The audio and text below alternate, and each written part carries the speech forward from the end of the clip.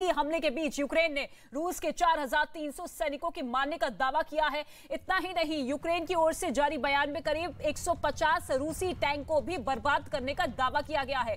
साथ ही 27 plane, 26 helicopter मार गिराने की बात यूक्रेन की तरफ से की गई है। बड़े बड़े दावे दोनों देशों की तरफ से किए जा रहे हैं और ऐसे में रूसी हमले के बीच यूक्रेन की तरफ से यह बड़ा दावा कि 4,300 सैनिकों को मार दिया है हमने और इसके साथ ही 150 रूसी टैंक को तबाह कर दिया है। 27 प्लेन, 26 हेलीकॉप्टर मार गिराने की बात यूक्रेन की तरफ से की गई है। यूक्रेन जो कि सैन्य मामलों में और इसके साथ ही हथियारों के मामले में यूक्रेन से कई गुना मजबूत है, लेकिन डटकर सामना यूक्रेन करता हुआ दिखाई दे रहा है। अपने जोश के बल पर कई देश जो कि यूक्रेन का साथ देता हुआ नजर आ रहा है और उन्होंने साफ कहा है कि ये युद्ध जिसकी शुरुआत रूस ने की है, रूस को ही इस युद्ध पर विराम लगाना होगा। लेकिन यूक्रेन में रूस के हमलों के बीच जो वहां फंसे हुए नागरिक हैं, उनके लिए हर देश परेशान है।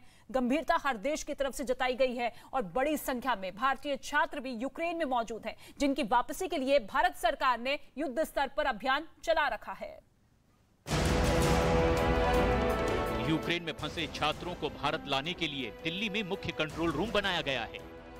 यूक्रेन के कीव में भारतीय दूतावास का कंट्रोल रूम से इसका सीधा संपर्क है। यही नहीं, छात्रों की मदद के लिए यूक्रेन के लीव और चेरनेत्सी में भी भारत के कैंप ऑफिस एक्टिव हैं, जिनकी मदद से छात्रों को यूक्रेन की सीमाओं पर भेजा जा रहा है। यूक्रेन पोलैंड बॉर्डर पर मेदिका में छात्रों की मदद के लिए भारतीय बचाव दल मौजूद हैं। पोलैंड बॉर्डर के क्राकोविएक में भी एक भारतीय बचाव दल छात्रों की मदद कर रहा है।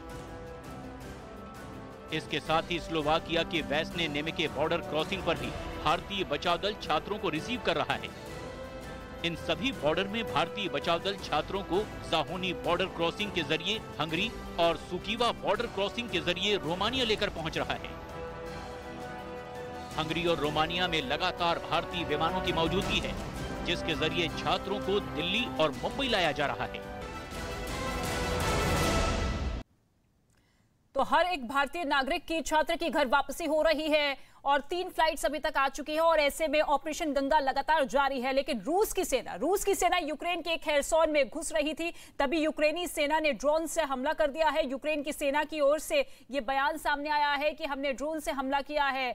रूस की सेना पर लगातार यूक्रेन की सेना हावी होती हुई अब नजर आ रही है। यूक्रेन के खेरसोन एरिया को जिस तरीके से रूस की सेना घेरती हुई नजर आ रही है, क्योंकि ये बड़ा शहर है यूक्रेन का, और ऐसे में खेरसोन में जब रूस की सेना हमला कर रही थी, घुस रही थी, तभी यूक्रेनी सेना ने ड्रोन से हमला किया है, जिसकी तस्वीर आपकी टेलीविजन स्क्रीन पर है।